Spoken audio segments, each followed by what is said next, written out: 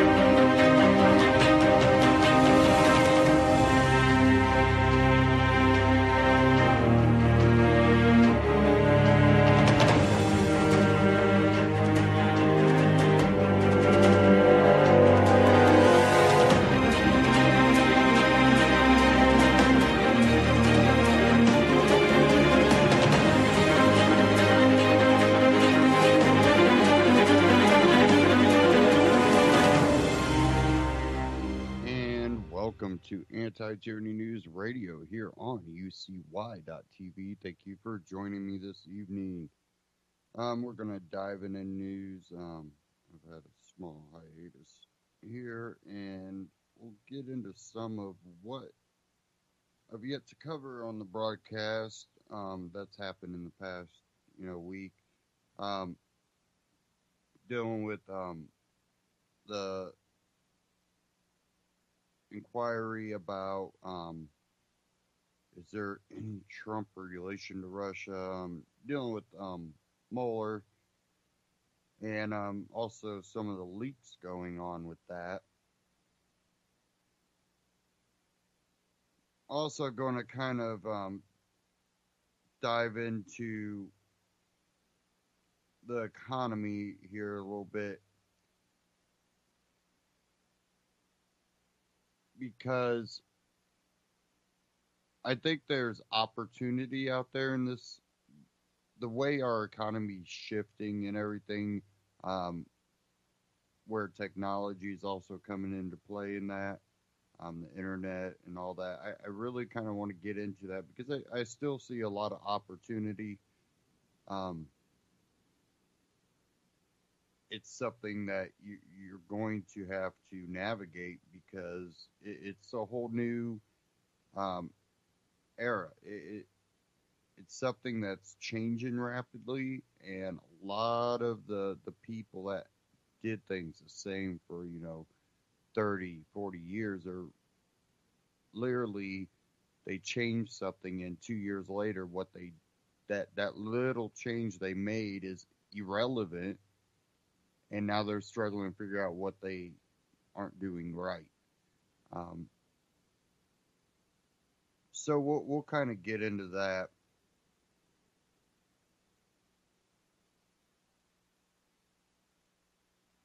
Sorry, I'm trying to pull all kinds of stuff up right now.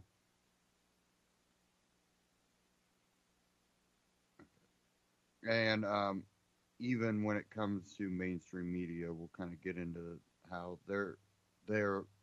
them, like the big retail stores, they're both fighting basically the same battle. We'll kind of cover the baseball shooting thing a little bit. I really don't want to get into that too much because there's not a whole lot there, but we will get into that. I had a Ron Paul Liberty report I really, really wanted to get into, and this had to do with the Global Peace Index, and it basically covers the least peaceful countries and most peaceful countries, and it's pretty interesting where the U.S. ranked in this, and I'll go ahead and cue that up here, and we'll play that. I really want to get into that to start off the broadcast. Pretty interesting information, but let's go ahead and dive into that.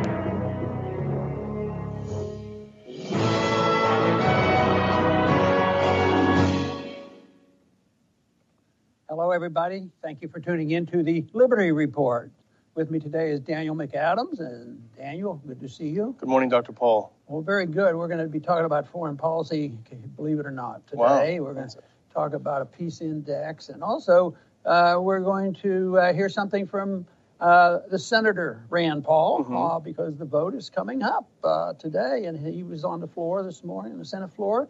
And I think we have a little clip here on Rand's arguing his case why we should stop the Today we will discuss the involvement of the United States in the Middle East, and we will also discuss whether we should engage in a new war in Yemen. Today we will discuss an arms sale to Saudi Arabia that threatens the lives of millions of Yemenis. But we will discuss something even more important than an arms sale. We will discuss whether we should be actively involved. Should the United States be actively involved with refueling the Saudi planes, with picking targets, with having advisors on the ground? Should we be at war in Yemen? You know, the time Rand was on the program a couple of weeks ago, this subject came up because this was a big issue. And he talked about it having come up previously and not doing all that well on the vote, but still doing good in the sense that there was one that came up a year or so ago, and he brought it up and didn't get a tremendous amount of support and votes, and yet Obama then backed off a bit. So the public relations, the public issue is pretty important. So right now, though, there may be a chance that he's going to do a lot better on getting the votes. Not necessarily for the most noble reason that they've all come our way, but, you know, in politics, you take your votes where you get them. But right now, it looks like a bunch of Democrats going to come over, and there are some good Republicans that will support him for this. So it's interesting to see because they've had the debate. What we just reviewed here was this morning. The debate was going on, but the vote will be this afternoon. So people still have time to call their senator. Yeah, absolutely. And this is, I mean, I think you make a great point. People say, oh, you know, you can't get the votes. But you're right. They lost last time, but they won because I think President Obama saw the numbers and said, you know, this is too much. But, you know, today the resolution of disapproval for President Trump's announced arms sales to Saudi Arabia. And in the clip we just watched, Senator Paul says, you know, why are we going to be complicit in this war on Yemen? All these people are dying. The Saudis are in this war. Should we be picking targets? Should we be giving them the weapons to do it? And I think it's a good point, and I think hopefully this will pass or get close to it. You know, Israel's an interesting player in this, too, because Israel gets along very well with Saudi Arabia. Yeah. But they're not making a lot of noise about this. They're not saying, send more weapons to Saudis because who knows what the future may bring. But they're not really entering into this. But, you know, Schumer, who's not exactly, you know, in opposition to anything Israel does, he came out and supported this resolution. But there's politics involved. You know, if they can embarrass the president, they would. But we're not in the business of embarrassing people as much as calling attention to people of what's going on and why are we selling all these weapons and pretense about supporting the country that we see as one of the worst, if not one of the worst violators of civil liberties in their country, and then we still give them more money. So I think there's a lot of symbolism here, but there's a lot of reality here. And then you throw in the other factor of who really is going to benefit, and those people who get to sell the weapons. And even Trump, when he presented this after, I think even while he was still in Saudi Arabia, he says, you're going to get a good deal, you know, and talking about he has influence with these business people. So everybody knows that's what it's about, but it is no excuse. So it'll be an interesting vote this afternoon. And I remember early on, I learned when I came to work for you, the logic of saying the U.S. shouldn't really sell its weapons to any country, regardless of whether they're even allies, because it's really kind of a a socialization of costs and a privatization of profits. That's right. And so much of it is good technology. I imagine there is, you probably, from our viewpoint, you probably can't ban ban a knife, or maybe a gun that almost anybody could make. But when it comes to high technology, where they have spent billions of dollars and F-35s and all this, why should this technology ever be sold to another country and do it indiscriminately as long as somebody's going to make a buck? So it is a big issue. It's going on, but maybe some good news will come today. It'd be nice to see this vote win and put the pressure on the president.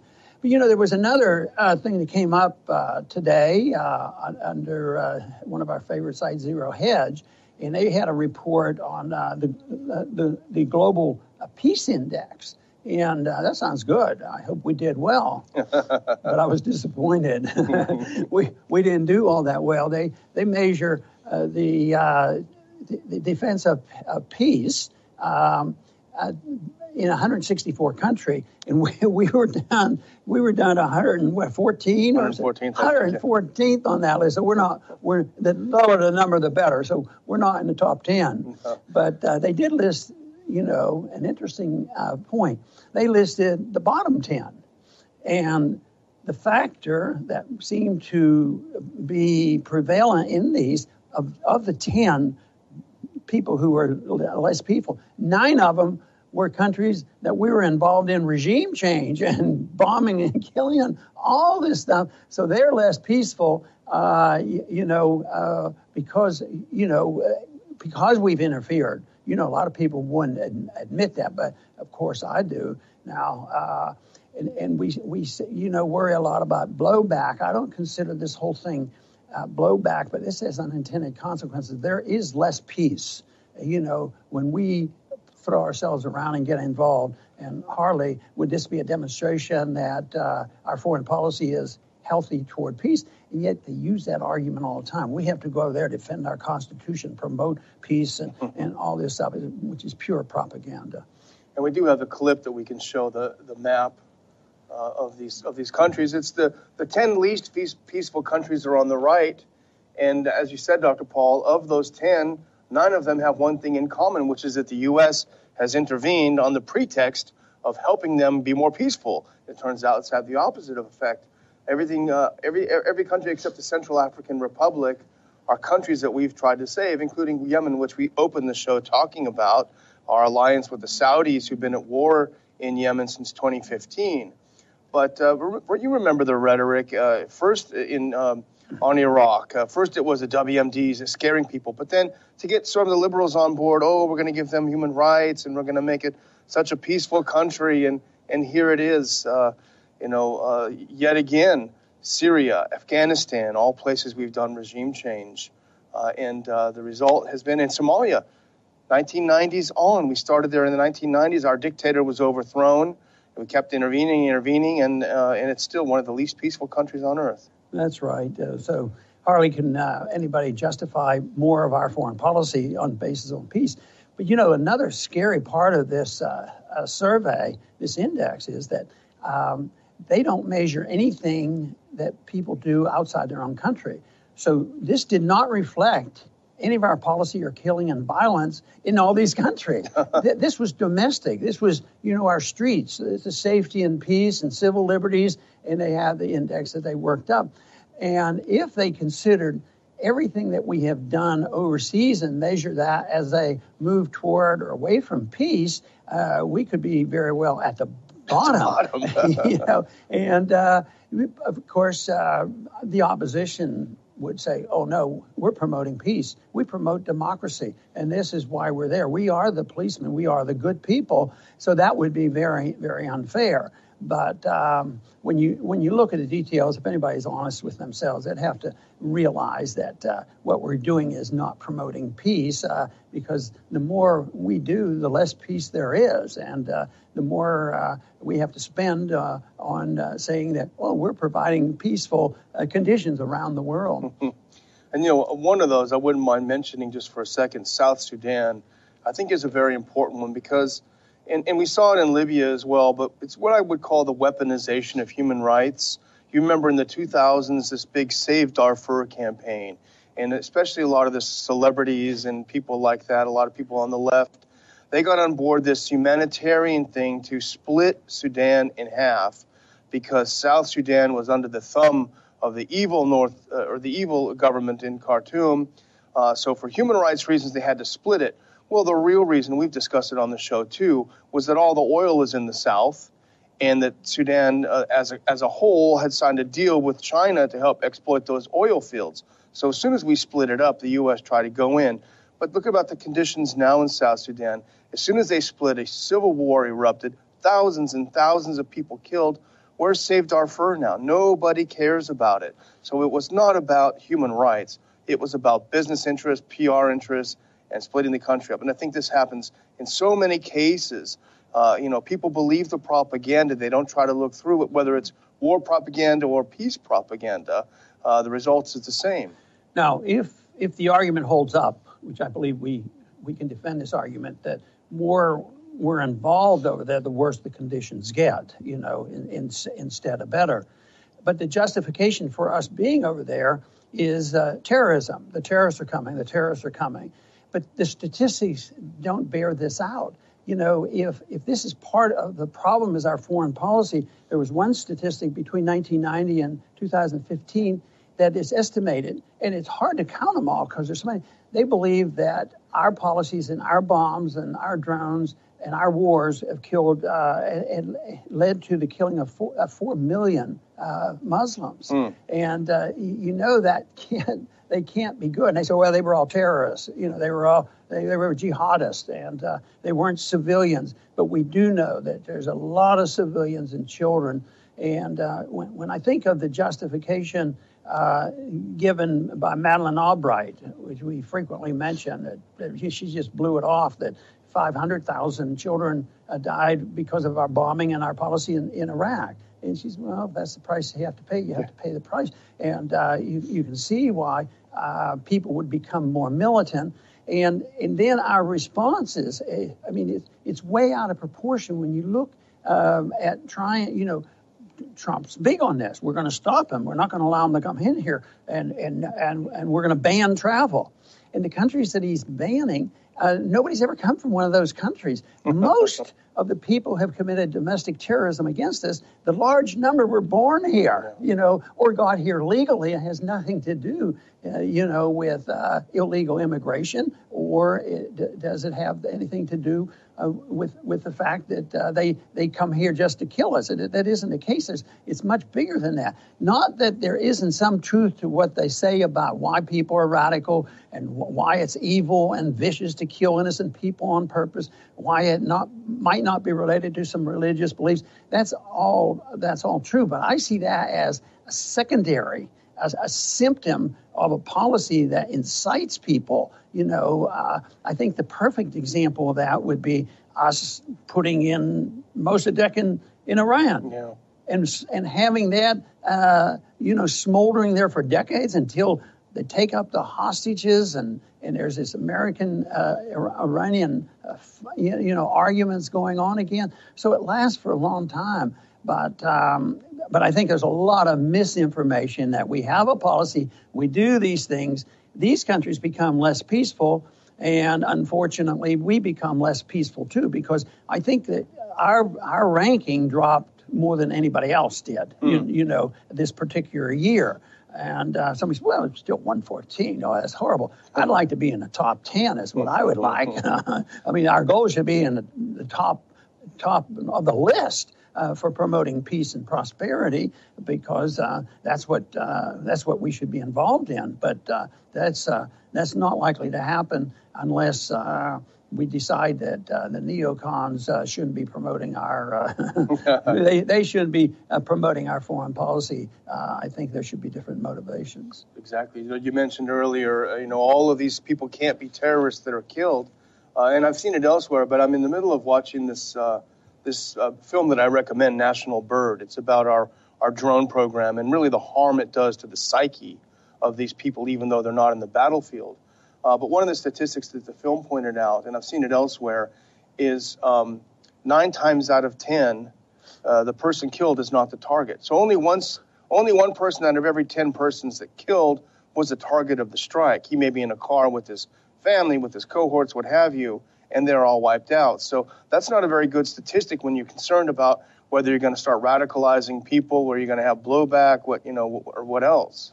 I think the hardest position for us to defend, and actually we're not defending it as much, but it's good PR for the opposition, and that is if a individual decides to kill himself and they want to make a point and they throw in some religion, and then they purposely attack innocent people. They go into a place where just kids are there and shoot up and try to kill as many as possible, which happened recently. But are they less dead? When we the mistakes that you just mentioned, that wedding parties and different people just get blown up and killed. I mean, we do that in the name of goodness, because we're the good guys. We are sending these drones over there, and we're the exceptional nation, and we're doing it for their best interest. And we want them to live like we do. We want them to have these democratic elections. And I would say that is a big source of resentment and a big source of why this violence is going to continue unless we take a step back and say, does our survival and our peace and prosperity depend in any way whatsoever to have any troops in the Middle East? What answer could they give you? They could come up with, it's all about oil. It's all about getting people to join the modern society. We need to teach those Afghan people. I mean, they're still living in the dark ages, but they're not marching over here. The Iranians aren't marching over here, but they're involved in countries that are becoming less peaceful every day almost, and it just happens to be that's where we're involved, in the civil strife and involved in regime change. So I guess to boil it down, it's very simple. I mean, the statistics don't lie. Here you have it. Interventionism does not produce stable, free, peaceful democracies. U.S. interventionism overseas produces violence, death, and destruction. So we should stop doing it. That's very good. And it is disappointing to find out that we're low on the list of being a peaceful nation, and they don't even count what we do overseas. That puts us in a bad light. And it's doing a great deal of harm to our liberties as well. Under wartime conditions, people say, well, there's great danger that there's so many terrorists, and yet if you compare it to other dangers, it's so minuscule. Of course, somebody will say, you don't care about terrorists coming. Of course we do. We care. We don't want anything, and that's what we're arguing for, even the bit that we have. But we're not talking about those 12 or 15, I think it's 12 in the last 15 years of significant terrorist attack here. We're talking about the constant attacks overseas, the constant bombing, and currently, spreading weapons. This very day, we were talking about why should we $110 billion worth of weapons being sold to Saudi Arabia in the midst of war, and we're allies with them, and again, a war in Yemen. I mean, it makes no sense. So we need to come to our senses and say, non-intervention may be a good answer for our problems, may be a good answer for the world. And I, of course, believe that very sincerely. And that's why I also believe in smaller governments and not having empires to try to dictate to other people. If we did that, I think we would take a significant step in the right direction toward peace and prosperity. I want to thank everybody for tuning in today to the Liberty Report. Please come back soon. Ron Paul Liberty Report, RonPaulLibertyReport.com, Ron Paul Liberty Report on YouTube. Check them out, subscribe. And, we might be on the peace side of that global peace index. We rank globally a lot more peaceful than the countries we destabilized. And when you look at where most of those countries were and where they are now, everything we promised to bring to that country, or at least claim that this is why we need to go in there, has been flipped on its head.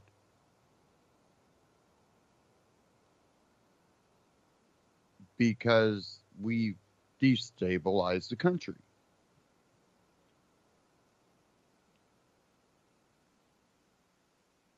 And, you know, again, like Ron Paul said, you can sit there and blame it on we went in for oil, all these issues. But we went in there and destabilized it. And what a lot of people don't ever, look at too is there's a lot of people that believe they can go into this country and be able to, whether it be set up some puppet government or actually bring, peace and stabilization and freedom to people. This is the difference between theory and reality. And even when we look at, when we're looking at politics and, policies, and when we look at all this, it's part of why I'm, I lean libertarian philosophy.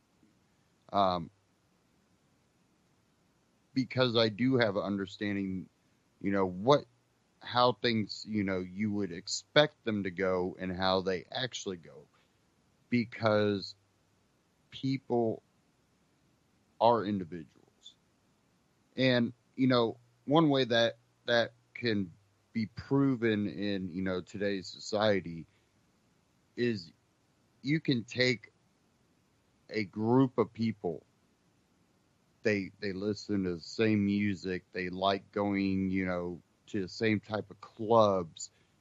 They use the same slang. They dress the same.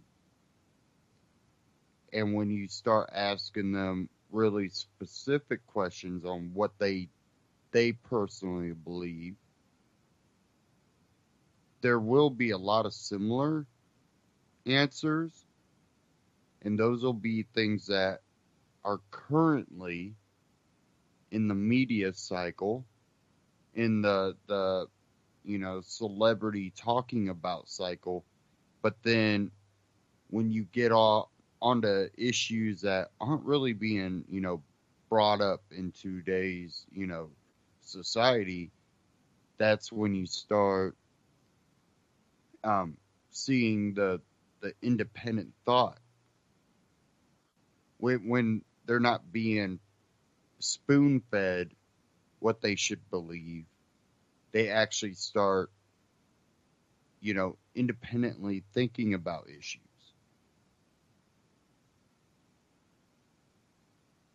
So when you look at that, you understand that they're still individual people. Therefore, you're also going to have people act different in certain circumstances, even though you're going, well, these group of people do basically all the same things. I expected this outcome. I got this outcome. And, that even plays into stress levels. Someone might be already stressed out. They're already at a breaking point. You might have other people that they're having fun doing stuff, all this political, just like the whole election cycle with Bernie Sanders, you had people that were mad and you had people that, this is fun. You're going to have different results. And, that even plays into this whole, GOP baseball shooting. It turned out to be, Bernie Sanders supporter. That's not saying, oh, see, that's why, all these crazy Bernie support. No, not all of them are crazy. Some of them just They're fed up. They really don't understand ideology. They're just going, his playing sounds like it'll make my life easier. They don't look at long term, what'll actually happen. They really don't look at, outcomes of policies and historical measurements. And a lot of them they really wanted something, more positive. Same with, there's a lot of Trump supporters, same way. It kind of aggravates me anymore. The direction society has gone when it comes to knowledge. Knowledge is two different things between me and a lot of people in society. Knowledge for them is they can tell you, how to wear clothes, or, how to say words, or how to abbreviate in text, and they can tell you who's leading in baseball, basketball, football, soccer, MMA, boxing, hockey. But you couldn't ask about, philosophy. You couldn't ask about, I hate to say this, but I run into, quite a few people. You can't ask them about, help you figure out, this math problem. Give them, hey, I need you to, figure this out. Well, yeah, I don't know how to do that. We just do the math. Huh? And it gets aggravating to see it, because it's almost like I'm watching society turn into the movie Idiocracy. And you almost got to wonder, how much is technology playing into that? I think technology is great. Again, I think there is a difference between how you use technology.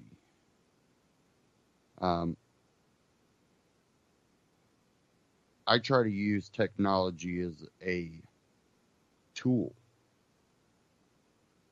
Just like when I go work on a car, or, I do any woodworking. I use tools, but I'm doing the work. I'm doing the math. I'm putting in the brain, exercise. I'm using the tools. I'm not letting the tools do the work. And then we do got a lot of people that, everything is seen through their smartphone. Reality is within their smartphone. It's not a tool. It's their virtual reality.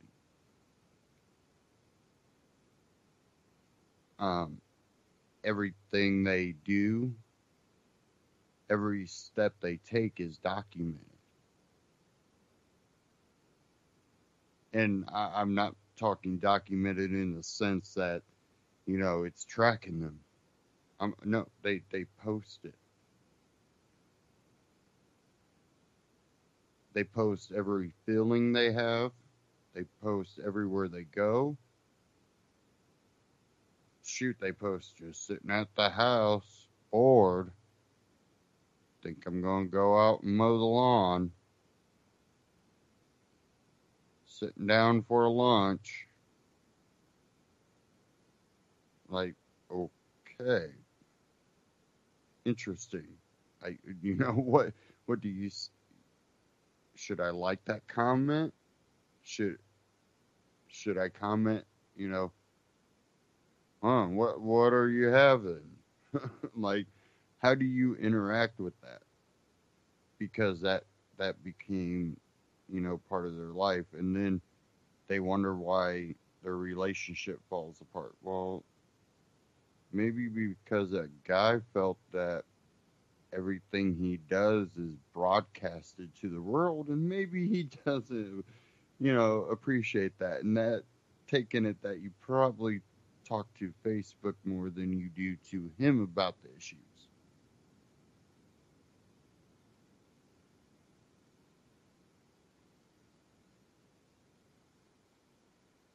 And so it almost seems that through all of this, it really makes it easier for us to get involved in all these conflicts. And, I really expected, after Obama's gone, before Obama, under Bush, anti-war left out. They were out and just raising a stink. And you had it from both sides. You had the a lot of Ron Paul people that were anti-war. You had the anti-war left out. Obama gets some power. Continues meddling in the Middle East. Moves troops around to make it look like he's doing something. And anti-war left disappears. Some of the Ron Paul supporters kind of just fell off. A lot of Ron Paul supporters, though, people that were, more into the actual message than just, the political campaign, they kept calling it out. We're still involved in the Middle East now. We're getting involved in, Libya, and, a lot of libertarians, but anti-war left was, again, they were gone. I figured when Trump got into office and we continue dealing with the Middle East, it looks like, this bill that he talked about, which I got another clip here I'll play, of Rand Paul talking about the Saudi Arabian deal. It looks like the Congress might come out and support, what Rand is proposing, but and basically not going along with the Saudi deal, arms deal.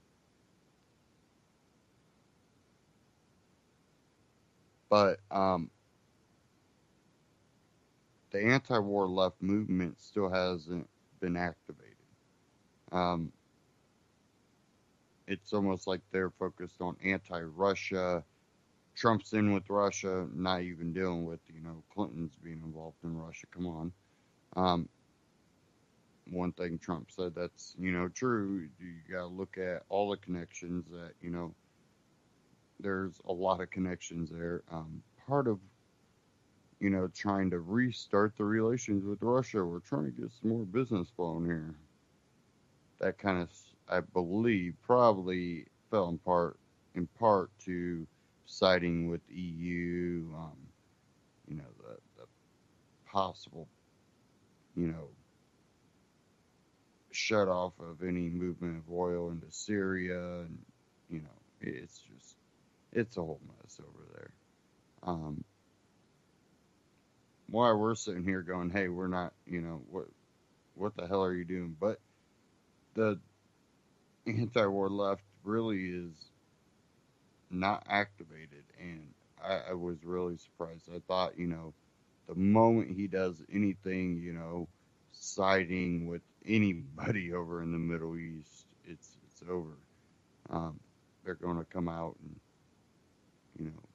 end the war. not happening. And again, that goes back to, what are people even focused on anymore? Real issues or just protesting to protest? Give us your order, what we need to protest, we'll go protest. So there's really more emotion rather than any substance.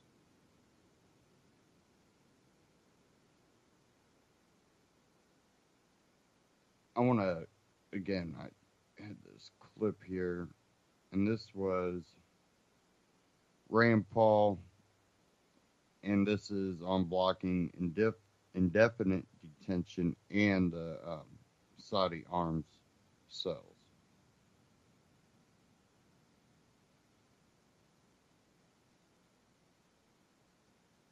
Could be in the White House. Could someone be there that would actually take away all of our rights and begin arresting us for who we are, what we think, what we read?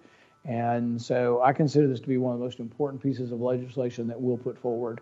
While all of Washington, D.C. is captivated by the testimony of former FBI Director James Comey, Senator Rand Paul, who calls the Trump-Russia investigation a distraction away from more important issues, is busy working on some of those issues having to do with civil libertarian concerns on criminal justice and surveillance. This week, he's introducing a new piece of legislation that would bar the federal government from holding U.S. citizens indefinitely without a trial. We're here at the Russell Senate Office Building today. We're going to talk to him about that and more. Well, we're excited this week to be introducing a law or a potential law, legislation that would stop the government from indefinitely detaining someone. This came about because, well, really, there's a long history. We detained the Japanese without trial, which was a form of indefinite detention back during World War II. Unfortunately, some of the courts even upheld this. And then back in the 70s, we passed, back in the 50s, and then again modified in the 70s, another act called the McCarran Act was passed to try to limit the president and say, hey, the president shouldn't be allowed to detain people like the Japanese or any other group of people without any kind of trial. However, they left a loophole. They said the president can't do it unless Congress wants to do it.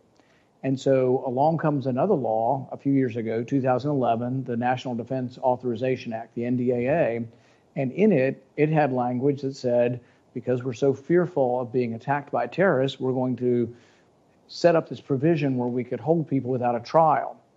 So it's not only not a speedy trial, as the Sixth Amendment says we should have, it's no trial at all. Basically, you're just held indefinitely. Now they say, we'll give them a habeas hearing, which means sort of a habeas corpus, present the body. You got to say, bring them forward and tell them what they're accused of.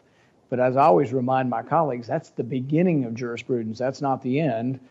Present the body and say what they're accused of is the start of what you're supposed to be guaranteed. You're supposed to have a lawyer, a day in court, a public trial, a judge, the ability to confront your accusers, et cetera, et cetera. But in 2011, they passed this authorization out of such great fear of terrorism. They said, no, we just got to be able to do this. And my response to them at the time was, do you mean an American citizen? Does that mean an American citizen could be arrested and sent to Guantanamo Bay forever without a trial? And the response from Senator McCain was, yeah, if they're dangerous. And my response to him was, it sort of begs the question, who gets to decide who's dangerous and who's not? And I think most people who have looked at our legal history and jurisprudence in general would say, one of the great protections against arbitrary power is the ability to have a trial to defend yourself if you're accused of something. So I consider this to be one of the most important issues of individual rights probably that's confronted us in recent times. And it didn't start with this issue. I think it started with Korematsu and maybe even a longer history than that. But I think most people remember the Japanese internment. Out of that fear and out of World War II, they passed more acts saying, gosh, we're just going to be able to, maybe we should limit this a little bit.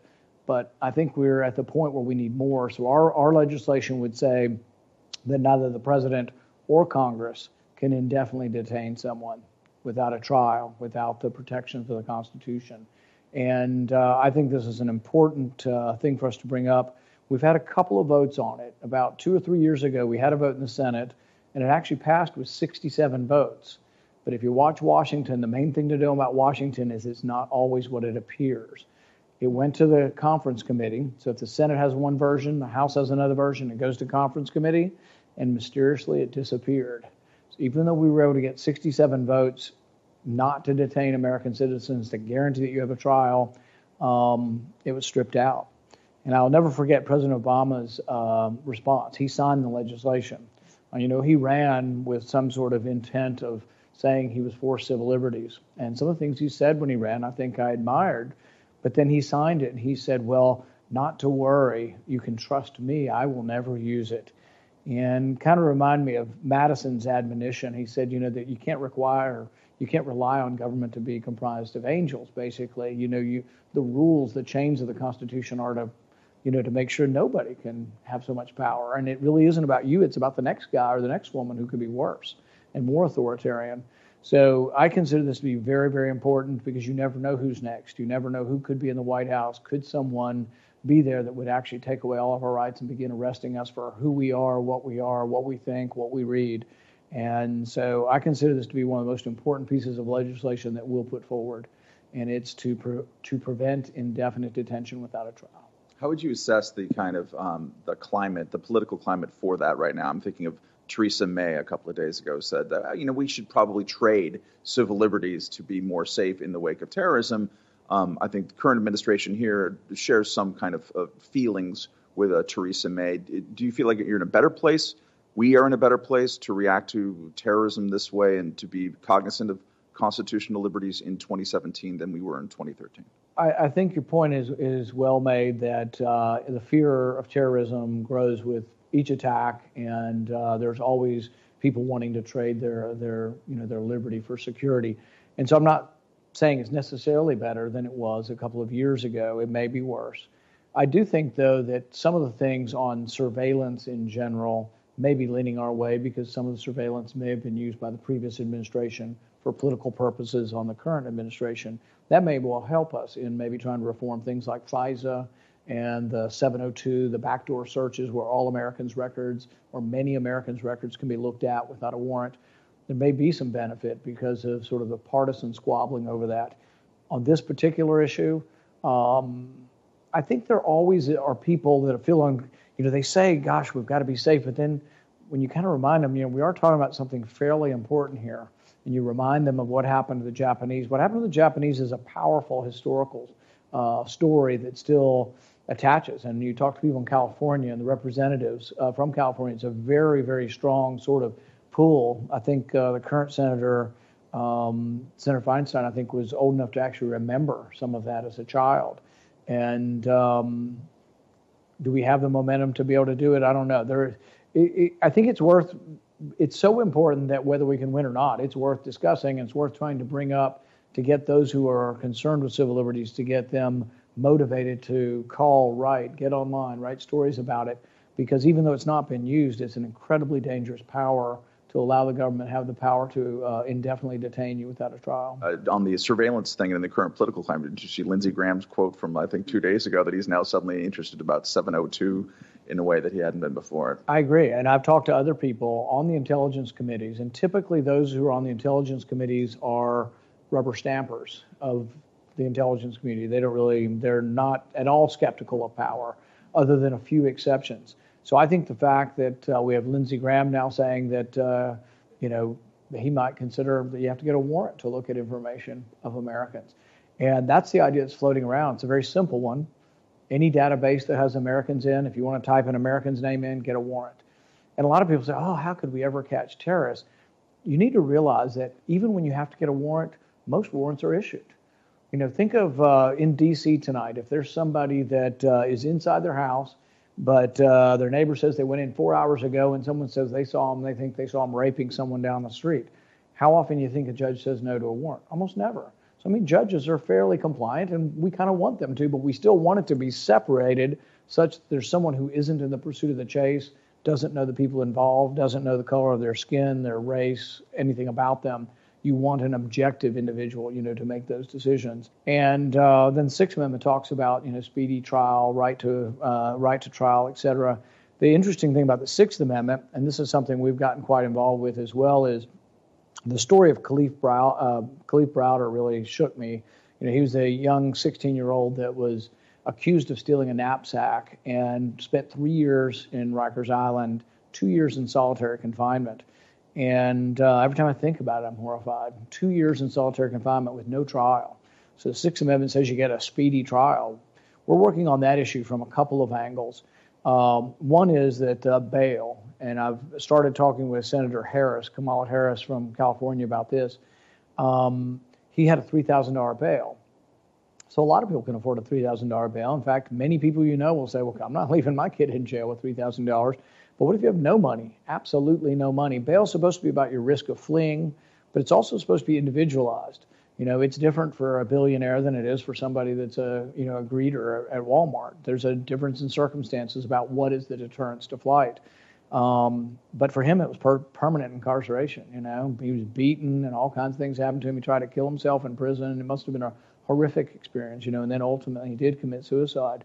But that's a big part. That's not a speedy trial. In fact, really, if there ought to be any trial, it ought to be over somebody who kept him in prison for 3 years without a trial, because that's absolutely an injustice. I think there's very little of this Attorney General, this Department of Justice, doing anything favorable towards criminal justice or towards civil liberties. Why did I vote for him? Politics is funny, and I think a lot of people out there, because I've seen some of the criticism, they tend to sort of discount the things that we are for and do in legislation and think that it's much more important who you supported in a particular primary or how you voted on a particular nomination, as opposed to, the dozens and dozens of fights that we fight every day for individual liberty. And I think we pick and choose sort of which fights we're going to really expend our effort on.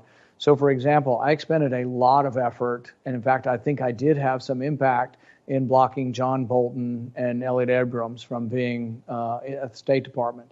Those I thought I had a chance with, and we did. We did everything possible, and I did probably 3 dozen television interviews saying they were unacceptable and that they didn't agree with President Trump's, belief in less regime change and less intervention, and we had effect. If we'd have tried to do the same on Sessions, I don't think we would have been effective. I don't think it would have worked. And I think any replacement would have been somebody sort of equally from the same school. And so we didn't feel like we could win. We also felt like any replacement would be from the same perspective or worse. And I think it also plays into the fact, and this is something that's hard for people outside to see, is that when you're with people every day, that you have lunch with every day, there's a certain personal rapport and belief in the individual that may not translate to the, to all of their positions as well. And although the law required no reason at all to fire an FBI director, the administration then chose to defame me and, more importantly, the FBI. Comey's testifying right now. We'd be remiss not to ask you about it. Tie even back to your work on civil libertarian stuff. How does this scandal, his testimony, affect the climate for dealing with surveillance issues and things like that from your... I don't know how much effect it's going to have on other things. I think that right now the distraction of all things Russia and all things Trump-Russia is distracting us from everything right now. And I think it has been overplayed. I mean, sounds like, and you can just imagine this, if you watch the president, he's sitting there with Comey and he's saying, am I a target? And he says, no, Mr. President, you're not a target. Tell the public then. Why won't you tell the public? You can see him browbeating him and saying, I want the public to know because it's distracting from my agenda. And you do kind of wonder if he really isn't a target, why they wouldn't say that publicly. And you can go into all the debate over whether or not he was bringing undue pressure on him. But the bottom line is as Comey testified today, nobody told me not to investigate this stuff. Anybody else for a last follow-up?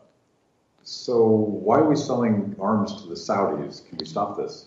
Next week, we'll have legislation on that as well. And the legislation from the 70s, the Arms Export Act, allows one senator to demand a vote. And so I will demand a vote on that. Senator Murphy is my ally in this. We have a bipartisan. I think we have a decent chance at having a very good showing in the vote and possibly even in winning the vote. It's a vote of disapproval, and it would say to the administration they can't sell the arms. Now, unfortunately, like every other bill, it has to be signed by the president, so the president could veto it and still do it. But winning a battle like this would send a huge message out there. And I've been making the point, because, we're also talking about sanctions against Iran, that if you don't want Iran to develop ballistic missiles, maybe we shouldn't be giving more weapons to the Saudis, because the Iranians then say, well, the Saudis now have more, we need more. And there really is an arms race. Every time Israel gets more or the Saudis get more, the Iranians want more, and vice versa. And it goes back and forth and back and forth. And I also think the Saudis are contributing to a humanitarian disaster. There's 18 million people living at starvation levels in Yemen, and it's just horrific to read the stories of what's going on in Yemen now. And the Saudis are stoking it. They used our bombs to bomb a funeral procession about 6 months ago, 150 dead and 500 wounded. And we think, well, gosh, is there going to be an end to terrorism from that? No, maybe 10,000 more people want to blow themselves up after seeing this horrific civilian death. But anyway, I appreciate the time today, and it was a great interview. While work on the indefinite detention bill is just beginning, a vote on the Saudi arms deal could come as soon as next week. For Reason, I'm Matt Welch. Check out Reason.com, and that was from Reason TV on YouTube. Check them out, subscribe, check out all their other videos. They got a lot of great interviews.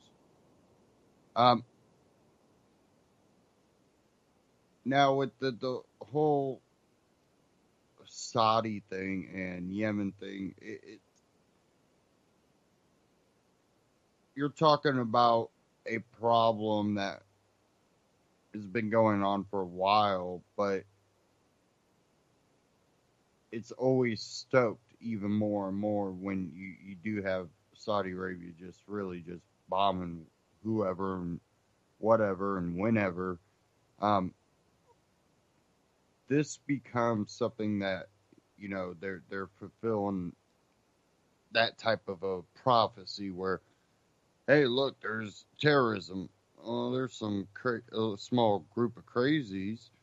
Yeah, it's terrorism. Bomb that country. And then, of course, they do. And then now people are mad because, well, they didn't really bomb terrorists. They bombed the country. And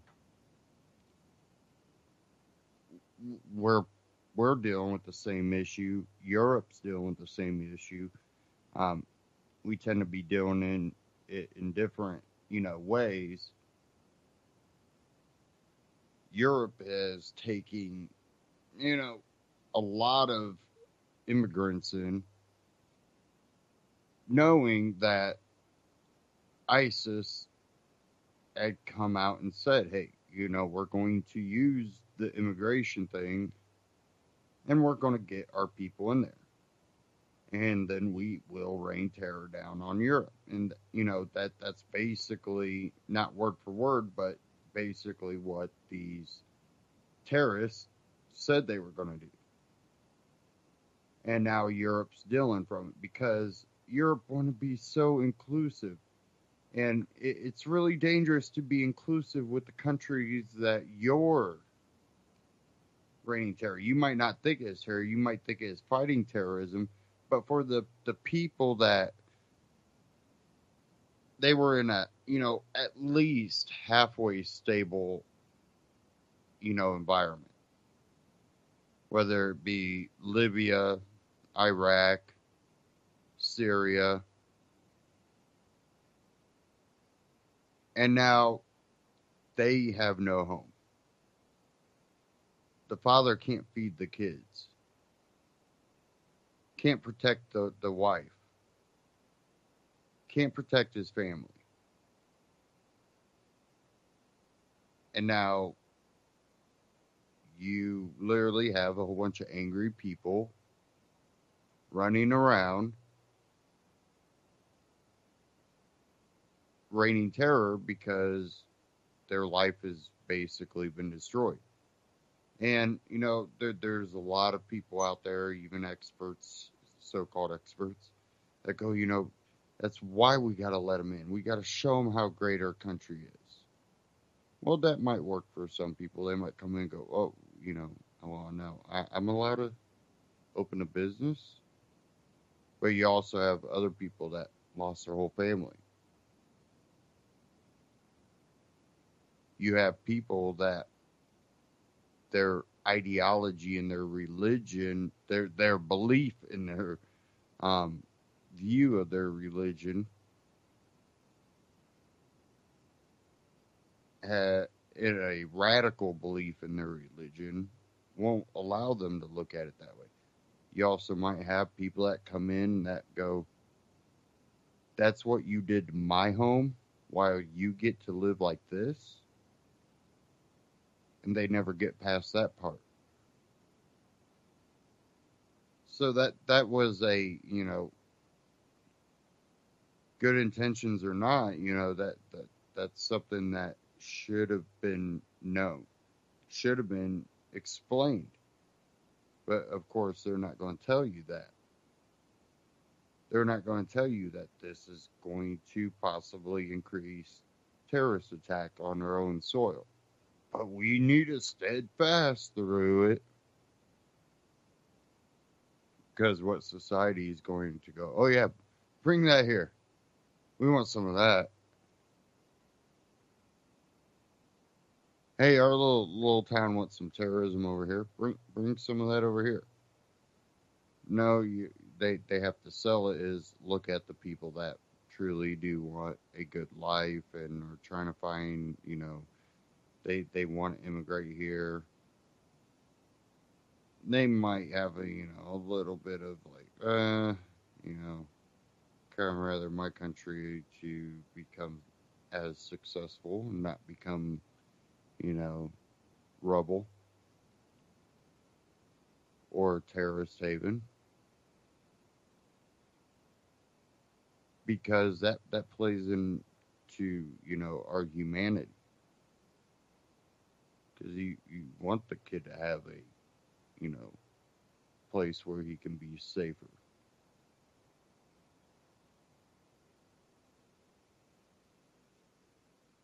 But you got to look at the bigger picture too. Not done right, you end up creating even more of a divide within that country that the immigrants have come to. And that's what starts inspiring that hate crime. And we know a lot of countries they don't have a proper screening process. And it's really hard when you have that many immigrants. They would have to devote a lot of manpower to it. A lot of manpower. And electronic power.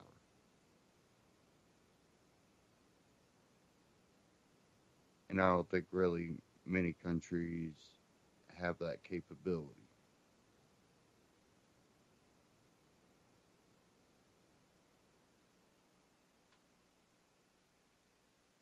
We'll see where all that goes. We'll see if how much support this bill gets, and then even if it gets through, will the president sign it? All that we're going to have to just wait on. Sorry, I'm getting all kinds of updates here. Turn it back on vibrate.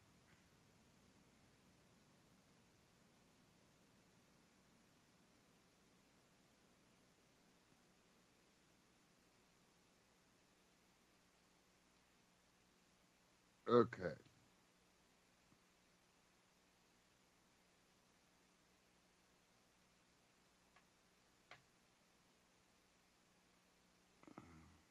What is going on here? Sorry, guys.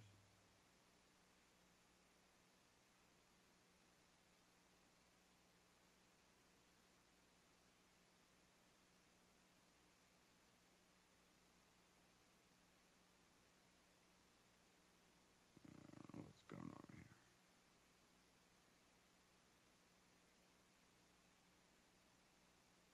here? And of course, it has to recover web page.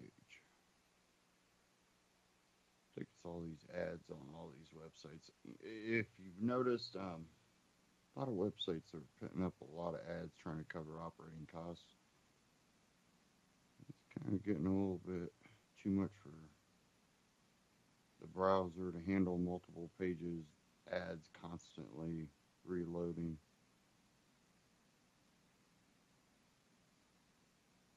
Okay, get everything back up here. Looks like it's taken off.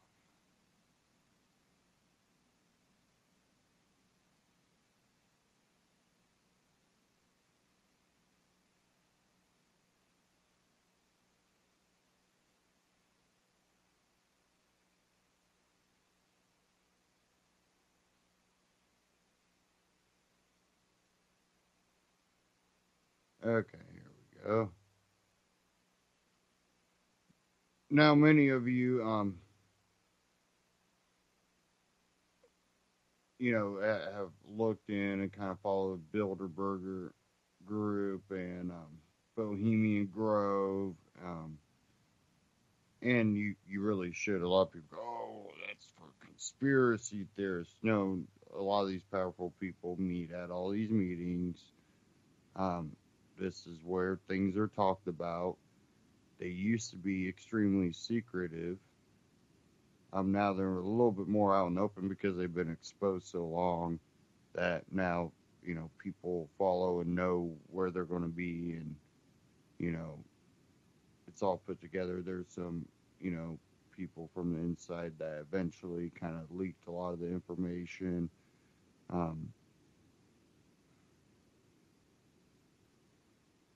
Look from We Are Change got an exclusive interview with the youngest Bilderberg attendee ever.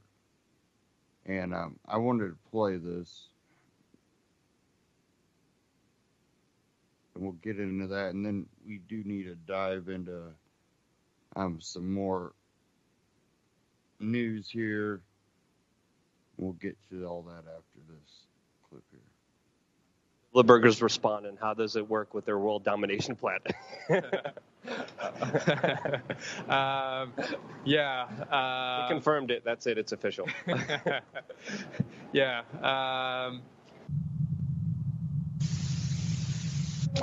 All right. In a very strange turn of many different events, this is Luke Radowski of WeAreChange.org. I am joined today by the one and only Bojan Slot, an amazing individual, a very creative individual. He's an inventor, an entrepreneur, does a lot of great things. But the first time I met you, Bojan, we met under very different circumstances. We met at the airport. How are you? My name is Luke Radowski of WeAreChange. I like the dress down. It's my kind of style. Is there anything specific you would like to address or hear about at this year's meeting? It's not safe to text and walk. Can go. I appreciate your dress than the other Bilderberg members. I'm more casual myself. If we could get one comment and end all the conspiracy theories out there, that would be really great. When you're arriving at the 2017 Bilderberg meeting. Yes. Of course, there's going to be a lot of questions about that. Of course, people are very curious about that. But I think I just wanted to get your perspective on what happened there and what you were told and just what's going on. Yeah. So my reason for being there was, really in the interest of my project, my mission to rid the oceans of plastic. Of course, we all know these people are very influential. They have a great network, wealth, etc. We of course need a network and funding to clean the ocean. So, so of course there were sort of certain upsides and downsides to being there. The downsides being, PR risk. The upside being, meeting these people. So I received an invitation a few weeks ago, and decided to make use of the opportunity to introduce these people to my work of cleaning the ocean. So I think the conference, of course, after I received the invitation, I Googled about it, read a lot of stuff. I think What was your impression? Yeah, I think you would be quite disappointed if you really think it's sort of a conspiracy, New World Order kind of thing. It felt like many other meetings. It was just a group of people talking, long days, discussing topics, and I really, I didn't see any weird stuff, I would say, but maybe it's sort of my hypothesis is that they like to keep the sort of the secrecy around it, also just as a PR tool themselves. But anyway, so that was I think for me, the useful things were, of course, the cocktail reception things, the having the drinks, etc. But other than that, it was just talking, listening sessions, that kind of thing. Could you explain just some of the rules, some of the Chatham House rules that they had you abide by? Yeah. So their explanation for it is that they want to foster open conversations, and they say it's if you have to worry about things ending up in the press, you don't really talk openly about stuff. So the Chatham House rule is that basically you are able to use the information that's being shared, but you aren't allowed to disclose who said it and sort of the context. So that was as far as I know the only limitation I received before going there. And they told you not to speak about it? About what? About what happened in the meeting. Really just Chatham House rule. Yeah. That's why there's kind of this interest from other people, because it's like, people are saying it's nothing. Sometimes members come out, say that they made these decisions, and that there's a lot of trust, especially when we're dealing. But I could understand, especially as a first-time attendee, not wanting to anger CIA directors and military-industrial complex heads and all these other powerful people. So I totally understand your concern, and I won't push any further to kind of give us more details. Well, I mean, again, my only interest there was to, because I thought it was in the interest of the ocean cleanup to be there. It's not every day you get an opportunity to present a very important technological, environmental cause to these people. So I thought it was in the interest of the oceans, really, that it was there. And that's what we do. Because kind of looking from the outside, you see the kind of organizations involved, like Goldman Sachs, like Bayer and Monsanto, and you can kind of see that their record is not always that they had the best interest at heart, but their interest of the environment and the people is not always there. But I think what you're doing is important. I think you've had tremendous success early on in your life. I think what you're doing is very noble, and I think it'll be interesting to kind of give us your story of the decision that made you go there and your mission. Sure. Yeah. So at the Ocean Cleanup, we develop advanced technologies to rid the oceans of plastic. So every year, millions of tons of plastic enter the oceans. Actually, we published a study today showing it's about 2 million tons of plastic flowing out of rivers each year, and it's accumulating in 5 areas in the world called ocean garbage patches. The most famous one being the Great Pacific Garbage Patch, which is between Hawaii and California. Some of them are islands, just full of plastic out there in the ocean. Yeah, I think sort of the term island is a bit of a hyperbole. It's more of a dispersed accumulation zone, as it were. So even though the surface area is massive, so we're talking about, say, twice the size of Texas for the Great Pacific Garbage Patch.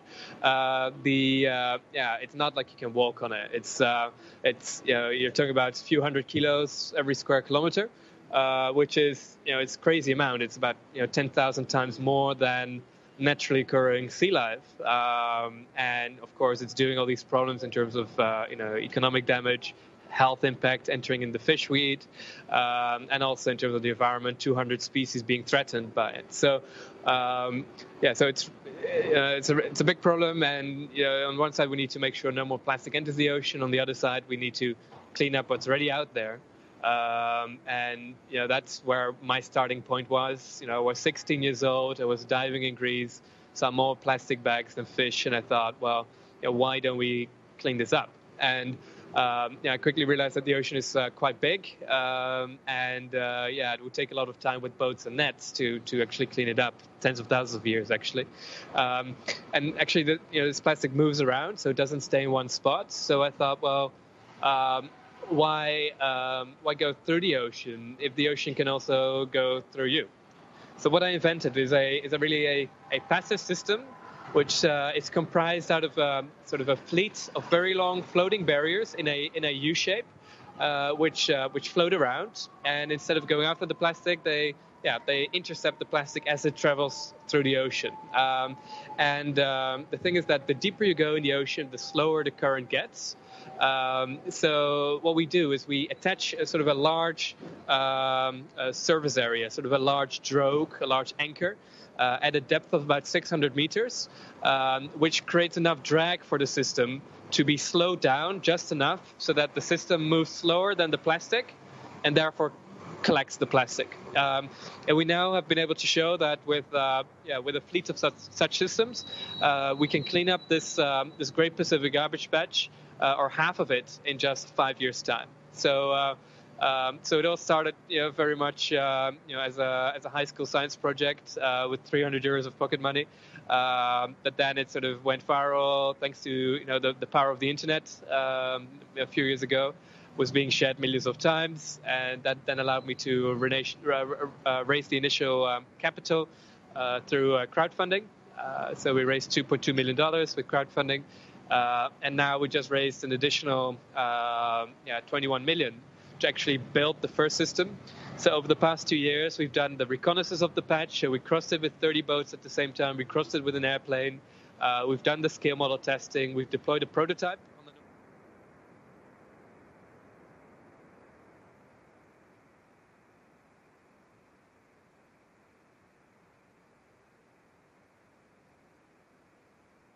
Plane.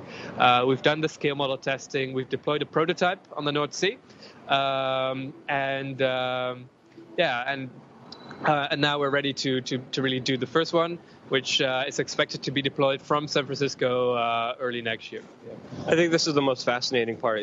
When you have an idea now, because of the internet, unlike before, you could finally take off. Yes. And I know Theo saw it and also decided to sponsor this. I know other people are sponsoring this, and now it's a multi-million-dollar organization that's going to be helping up, doing something positive for the environment and having positive for the people, which I find fascinating. How quickly something could spread, and now this is your main thing, and you're only 22. Yes. So what? I think when I was born in 1994, and if somebody would have launched a project in 94, this thing wouldn't be able to exist. Without crowdfunding, we would have any capital. Without social media, this people wouldn't know about this because at first, especially first few years, it wasn't the media reporting on this. It was just blogs and it being spread out through the internet organically. And thirdly, without things like video conferencing, initially, this team was sort of all volunteers, all spread out over the world, and we wouldn't have been able to work together without stuff like Skype. So, so really, without internet, I think the Ocean Cleanup is really a product of the times, a product of the internet. I find the project very fascinating and very noble, what you're trying to do. But it's also a way to raise funds and to continue the operation later on. Can you tell us about how you guys will be processing the plastic, your future goals, your future assessments, and how this will play out in the long run? Yeah. So I think for this to work on the long term, there needs to be some revenue stream, right? Because it can't be it can't just receive donations all the time. So you don't want to be sort of a bottomless pit where people have to throw money and it will need money forever. So in terms of initial investments, the plan is to partner with companies, partner with individuals, them being able to sort of buy their own ocean cleanup system, sort of from marketing budgets, to at least get them out there, to get the capital investment out of the way. But then in terms of operational costs, the plan is actually recycle the plastic and then bring that back on the market at a premium, so that people can say, well, my sunglasses are made out of ocean plastic. And those are the sunglasses that are. So this is actually my pair of sunglasses that we already made sort of as a test from ocean plastic. And you can imagine sort of the bumper of your next car or your dashboard or your chair or your laptop or anything being made out of ocean plastic in the future. So that's how we foresee being self-sustainable on the long term. Okay, silly question. How did the Bilderbergers respond, and how does it work with their world domination plan? We confirmed it. That's it. It's official. Yeah. Yeah. I didn't really see any of that stuff going on. I just mean, how did they respond to your project? Yeah. Okay. Sure. Okay. So of course I try to meet as many people as possible there, sort of networking, and I think there are certainly a few that I think will want to get involved. Of course, it was I was very much the odd one out, right? It was just I think it's a group of predominantly sort of middle-aged white men, that all know each other. So it was kind of an interesting exercise to network there. I think I made a few good relations, and it's too early to say whether something actually is going to come out of it, but it was certainly the right level of people, and it's certainly 1,000 times better to have people like this support you than having them against you or something. So so I think, and of course it's not, it's these are not all bad people. They're wealthy and powerful, but if we use that wealth and power in a good way, I think it's it can actually help causes like mine of cleaning the ocean. It's just about funneling it to the right things.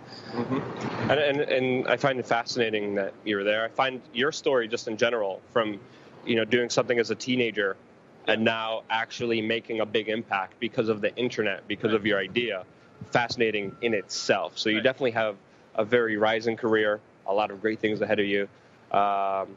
Leaving you with the last word here, and what you hope for the future and for yourself and for the world. Yeah. Well, first of all, I think somebody has to do this, right?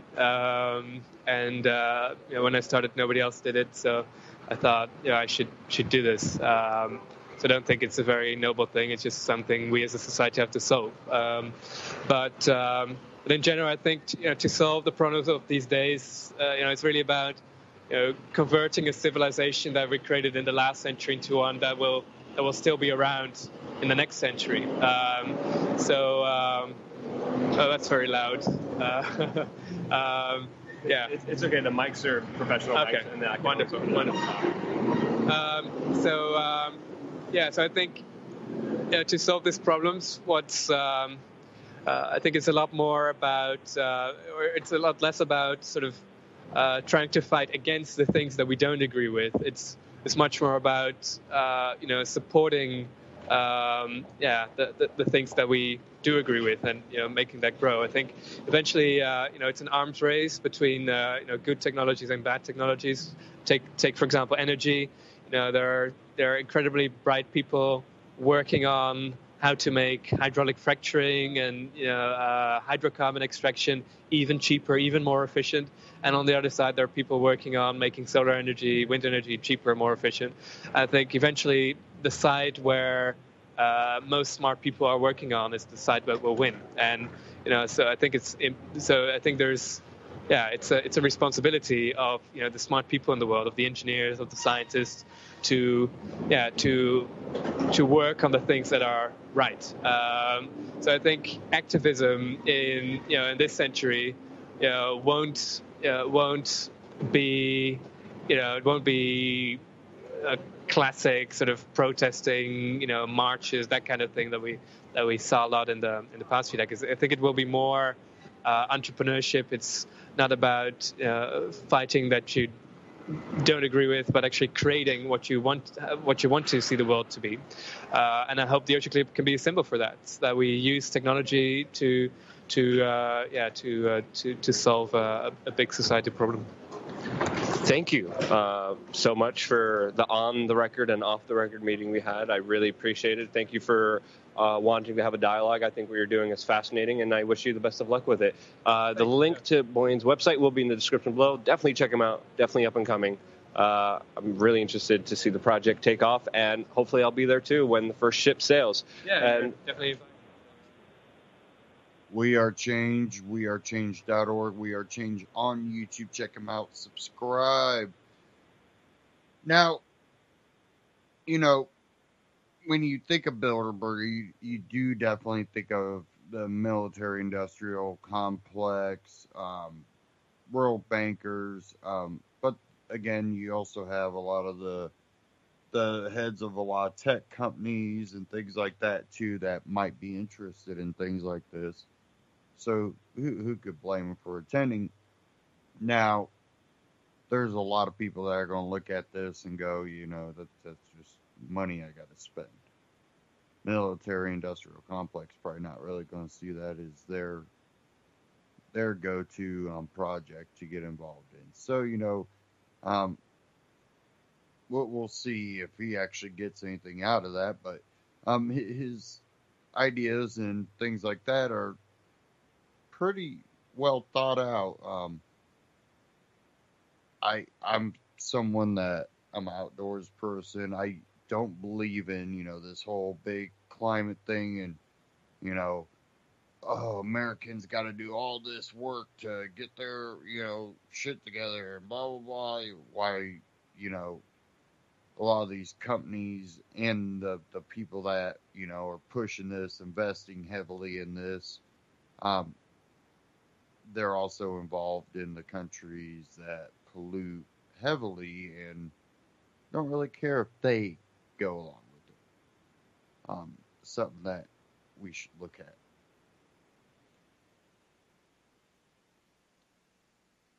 And, what a lot of people here in America are kind of unaware of too is a lot of these car makers make a lot of other vehicles, trucks, SUVs, that you can buy in other countries. But because of emission controls, they don't sell them here because, well, that if they threw that one in their lineup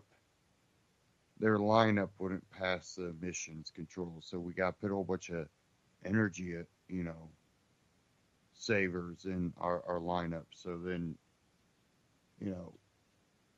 I don't know if they want to try to make us more like Europe where the majority of people drive these little tiny cars while only the rich and important people, get bigger vehicles. All the everyday person could afford would be like a little Fiat or, a Cavalier. Or they're not even Cavaliers anymore. I don't even know if they're called. No, what are they? I forget. Aveo or whatever. And they got a few other ones. Cruise would be your big car. I don't know all the names anymore. Lineups have changed over the past few years here. But that doesn't mean that I'm not for the environment. I get mad when I drive down the road and there's just plastic bags everywhere. I tend to try to reuse my plastic bags as much as possible. I could do more, but again, convenience always plays a part in it. And, if the markets still have paper bags, I would, gladly take the paper. But what do you get when you get in the checkout line? You get plastic bags. That's what you get. Now, I know that there's a little more environmental plastic coming out that, after time it actually does break down. And just little things like that are what we really need to focus on is just making it more friendly. But you also can't force people to buy things that don't do what they need. Don't tell me I need a Fiat, little tiny smart car looking, thing if I'm a farmer. It's not going to work. Talking to a few people that need trucks, or, a couple that wanted a truck because they need a truck. Um, and they're going, it's really getting hard to get a truck anymore because of the whole, environmental movement. You you need a truck to move and haul things that are heavy. You're not going to pull the, Bobcat with the little Fiat. It's just not happening. But at the same time, with the economy where it's at, these people are going, almost a house payment, if not a house payment, in debt just to get the truck.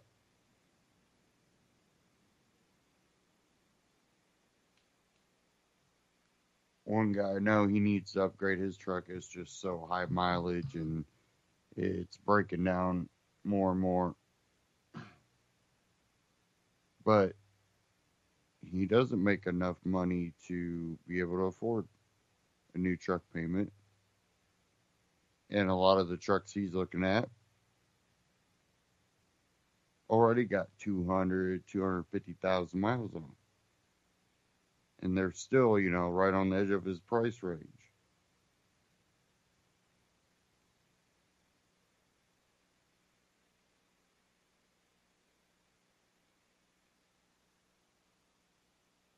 It's getting hard out there for people, but again, I'm still hopeful.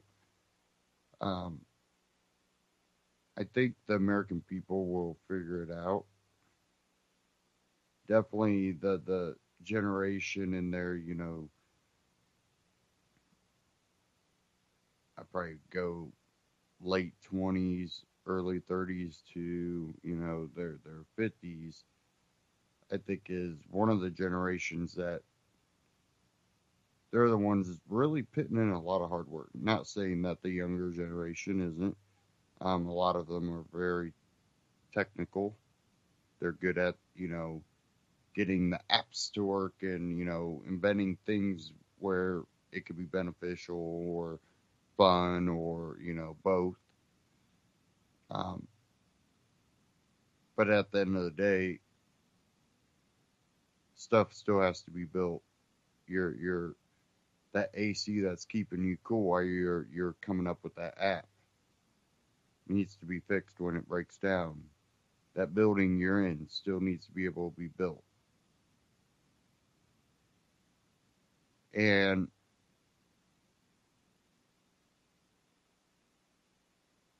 all that's got to be able to work with what you want. So in those fields, they're also getting technical. The builders can build you a smart home.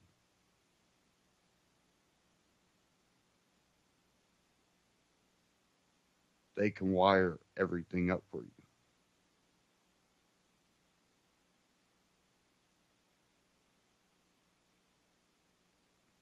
And I hope more people start getting, more involved in the manufacturing, the building of things.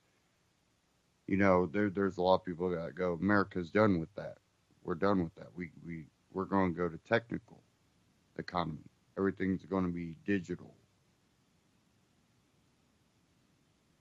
I said it's not going to be possible. It just won't. You'll be put in a checkmate. You can't go complete technical. You have to be able to feed yourself. You have to be able to build for yourself. Because otherwise, you become dependent on other countries. And history has shown us you never know when turmoil can hit another country.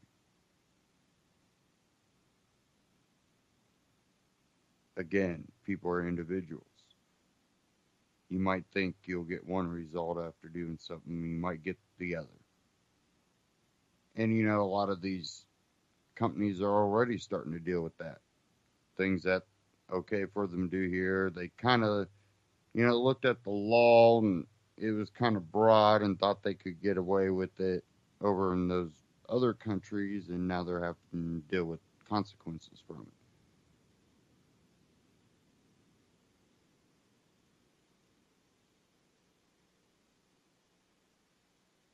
Now, I want to get to this last half hour something that I've called a witch hunt already. I was saying it before the president was calling it a witch hunt.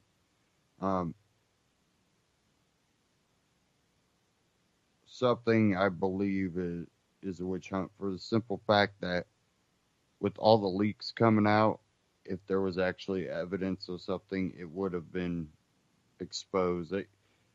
Listen, if they could have impeached or drawn up charges or, leaked something that just devastated the president, it would have happened by now. So it seems what their little witch hunt is to do is we'll leak. We can start an investigation. We can investigate whatever the hell we want, whether there be any truth to it or not. So all we have to do is open an investigation and then leak that. As long as there's why you think Comey didn't come out? One point that was made in one of those clips was, yeah, you could see the president going, am I, this target of this investigation, Mr. Comey? No, you're not being investigated. Why the hell are you leaking that to the press? Why is everything about there being an investigation, this Russia connection, but you're not going, but the president's not a target of that investigation? You're not saying that. You won't come out and say that. What the hell's going on? Why won't you say that, but you'll let everything else leak out? If you're not leaking it, there's leaks going out. Why don't you, bring that up?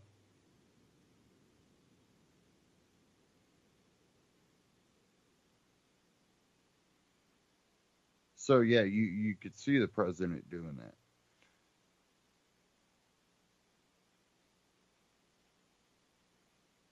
I have an article here. This one's out of CNN. Robert Mueller expands special counsel office, hires 13 lawyers.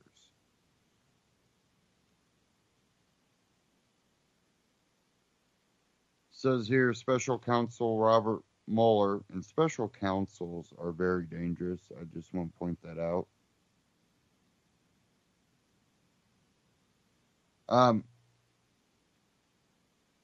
He says has brought 13 lawyers on board to handle the Russian investigation with plans to hire more, according to his spokesman, Peter Carr. Mueller has assembled a high-powered team of top investigators and leading experts, including seasoned attorneys who represented major American companies in court and who have worked on cases ranging from Watergate to Enron fraud scandal. Among them are James Kors and Jeannie Ray, both of whom Mueller brought over from his old firm, Wilmer Hall. He's also hired Andrew Wiseman, who led the Enron investigation. That is a great team of complete professionals, so let's let him do his job. Former independent counsel Kenneth Starr, who investigated President Bill Clinton in 1990s, told ABC News. While only 5 attorneys had been identified, concerns have come up over the political leanings of Kors, Ray, and Wiseman. They have donated overwhelmingly to Democrats, totaling more than $53,000 since 1988, according to CNN analysis of Federal Elections Commission records. The special counsel's investigators are looking into questions of Russian interference in last year's election and plan to speak to senior intelligence officials A source familiar with the matter told CNN. Mueller is also investigating whether President Donald Trump attempted to obstruct justice, the Washington Post reported Wednesday. The Post reported that the interviews represent a widening of the probe to include looking into whether the president obstructed justice in the suggestion to his former FBI director, James Comey, that Comey dropped the investigation into Michael Flynn, Trump's former national security advisor, as well as his firing of Comey. Mueller's investigators have asked for information and will talk to Director of National Intelligence Dan Coats and National Security Agency Director Administrator Mike Rogers. According to a source who said they have also sought information from recently retired NSA Deputy Director Richard Leggett, Coates and Rogers had testified that they were not pressured by the Trump administration. The interviews are some of the first indications of the efforts of Mueller's newly assembled team.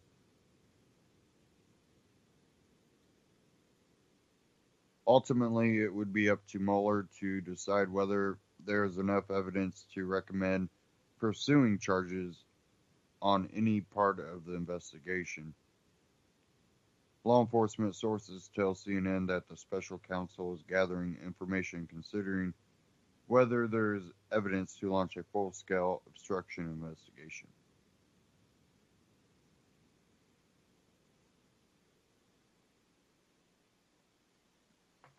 And then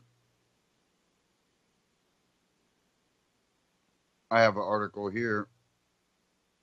And this kind of talks about one of the things that I was talking about, the leaks.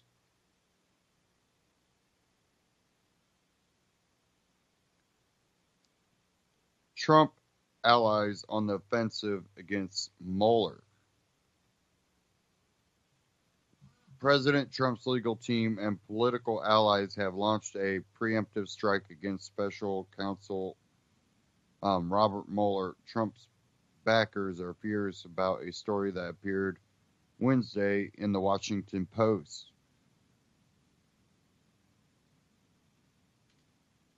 In which 5 anonymous sources alleged that the president is the target of an obstruction of justice investigation for allegedly trying to bury an FBI probe into his former national security advisor, Michael Flynn. The timing of that story, which was published on Trump's birthday and a week after the White House believed the president had moved beyond allegations of collusion with Russia in the presidential election, was viewed by Trump's allies as evidence that the story was planted by law enforcement officials to ensure a shadow of suspicion would remain. It is unclear whether the Post story was leaked by the special counsel, the FBI, former FBI Director James Comey, and his allies, or a witness that have been contacted by those law enforcement agencies as part of the investigation. Many legal experts suspect the leaks didn't come from the special counsel or from current or former FBI officials, but rather from those who have been reached for questioning as part of the probe, or their staffers. The special counsel's office has undertaken stringent controls to prohibit unauthorized disclosures that deal severely with any member who engages in this conduct, Mueller's spokesman Peter Carr told The Hill. That hasn't been enough to stop a barrage of attacks against special counsel and Mueller, the lead investigator who otherwise enjoys the confidence of lawmakers on both sides of the aisle. Trump has chimed in on Twitter, saying Wednesday that conflicted people are running the single greatest witch hunt in American political history. Aside from Trump's tweets, though, the White House is taking a back seat in the offensive referring all questions about the special counsel to the presidential's outside lawyers. Instead, Trump's legal team, the Republican National Committee, conservative heavyweights, and right-wing media are picking up the slack, launching a tandem effort to cast the special counsel as hopelessly corrupt. This is the most coordinated communications effort on behalf of the president that we've seen in a long time, said Barry Bennett, a former advisor to Trump. They need it. It's tough to fight nameless, faceless quotes from people purposely twisting these stories on you. Trump's lead outside counsel, Mark Kasowitz, responded to the Post story by decrying the legal leaks, which he said had come directly from the FBI. Jay Sekulow, a new member of Trump's legal team, went on Fox News to say that the leaks may have come from inside Mueller's special counsel.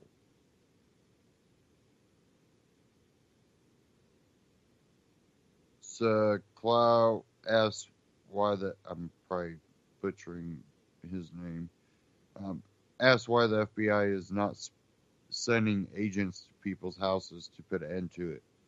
Meanwhile, the Republican National Committee, which Chairwoman Ronna Romney McDaniel has described as the political arm of the White House, has led the effort to cast doubt on the special counsel investigation.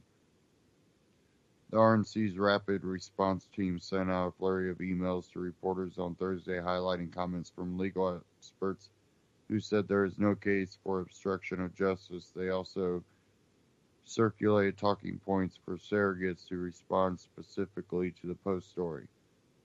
The message: the legal leaks are the only crime that has been committed, and they came directly from the FBI or the special counsel's office as part of an effort to undermine the president. The RNC says there is no case for obstruction charges, but if any obstruction investigation exists, it's because the special counsel is trying to save face after the collusion probe didn't go anywhere.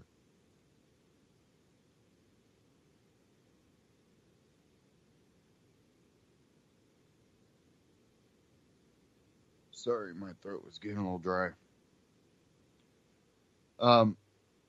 Rather than wasting resources on investigating Trump, the GOP says the special counsel must look into whether former Attorney General Loretta Lynch meddled with the FBI's criminal investigation into former Secretary of State Hillary Clinton's use of private email server. Comey testified that Lynch told him to downplay the seriousness of the FBI's email server investigation and to refer to it as a matter, language that aligned with Clinton's presidential campaign. Those GOP talking points have been picked up by the right-wing pundits like Fox News, News' Sean Hannity, and former Speaker Newt Gingrich, who have both called for an end to the special counsel investigation. Gingrich accused Mueller of stocking his team with Democratic political donors and took to Twitter to call him the tip of the deep state sphere. Mueller and Comey are best friends, Hannity said, and viewers should not believe the stories they leak to the news media.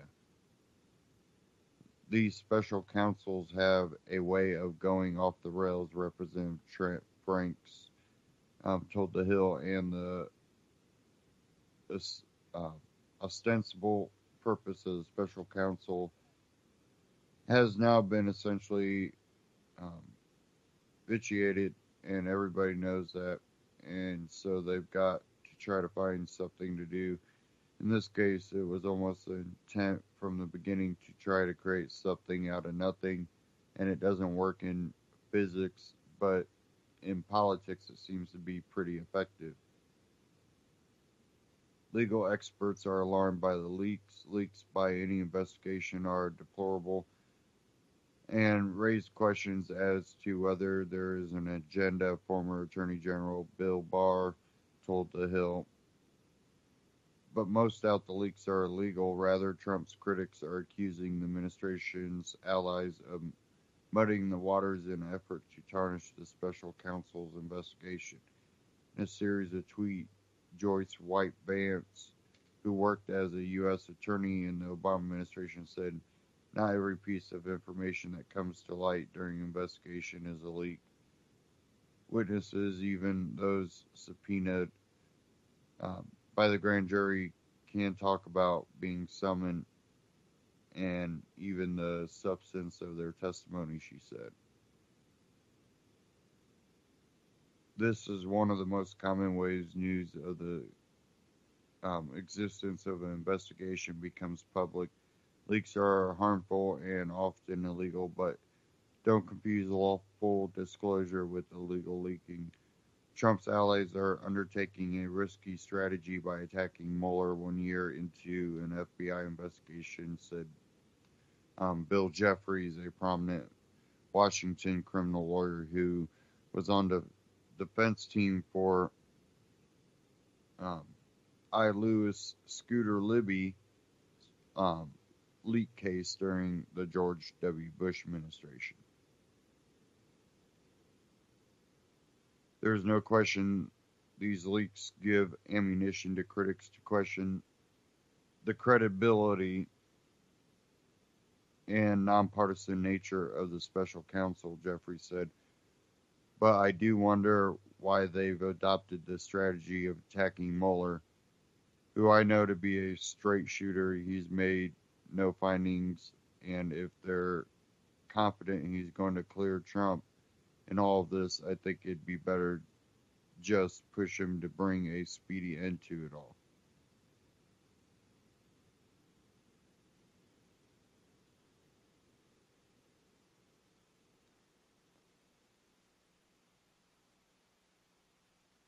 And then, I don't know if I have time for this whole one, but one from Fox News. Rosenstein warns Americans to exercise caution about anonymous reports.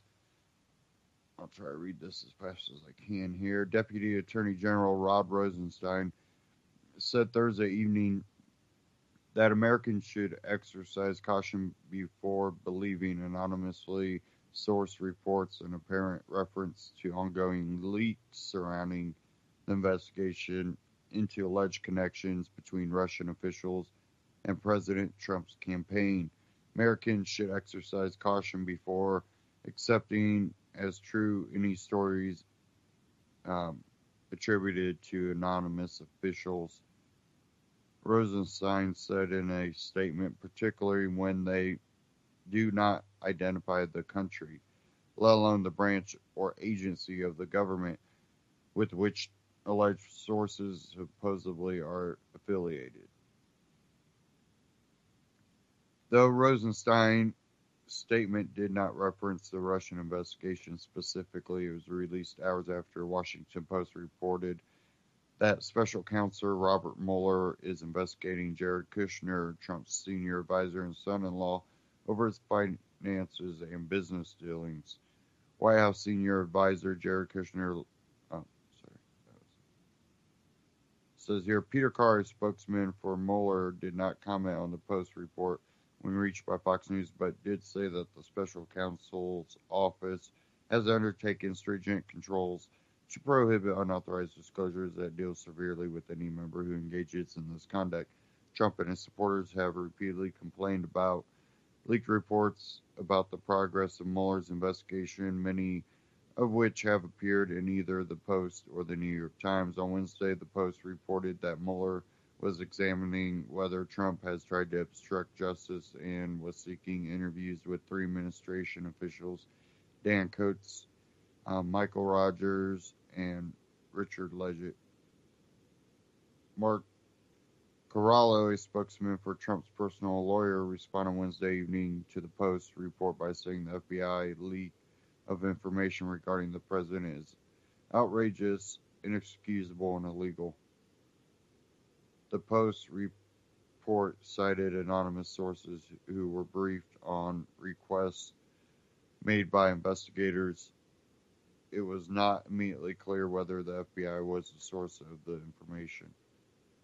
The president himself took to Twitter Wednesday morning to complain about the phony story in the Post, and then did so again in the afternoon, questioning why Hillary Clinton's conduct during the probe of her private email server was not under more scrutiny. Rosenstein, who appointed Mueller special counsel to the Russian investigation last month, testified to lawmakers Tuesday that he has seen no evidence of good cause to fire Mueller, and that he is confident that Mueller will have the full independence he needs to investigate thoroughly. That was from Fox News. And now, again, all these leaks coming out from every little crevice, with the left biting down to try to, take down the president. We know the left is doing that with most of the mainstream media, minus a couple conservative outlets.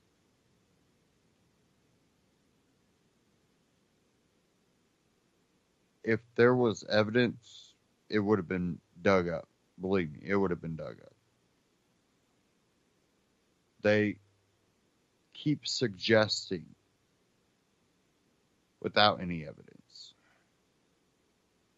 And that's where the whole witch hunt, like, by now we would have had evidence just being thrown out there, and the president would be getting impeached probably right now.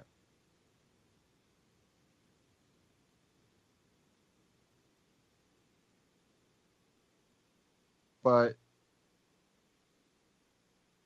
all they have to do is get him out after 4 years. And if they can distract, they will do it. But right now, there's polls out showing that Trump's sitting at a 50% approval rating, which might not be, 80%, but come on, 50%. They might be playing a dangerous game if he gets reelected. And of course, all this time, we're sitting here and we will have to deal with the repercussions. This can make a very angry second-term president if they keep this up without any evidence. If they believe that something illegal is going on, if they want to investigate it, they shouldn't be leaking anything.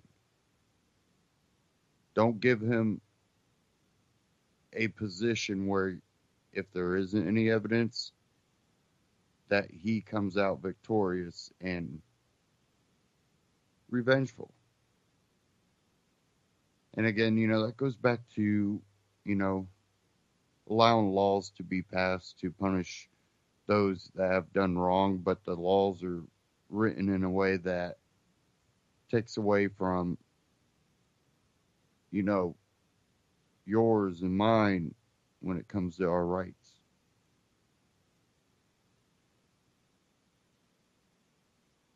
And we've already basically had that, you heard Rand Paul talk about the whole indefinite detention. We got to start reversing that. Take care. Catch you next week.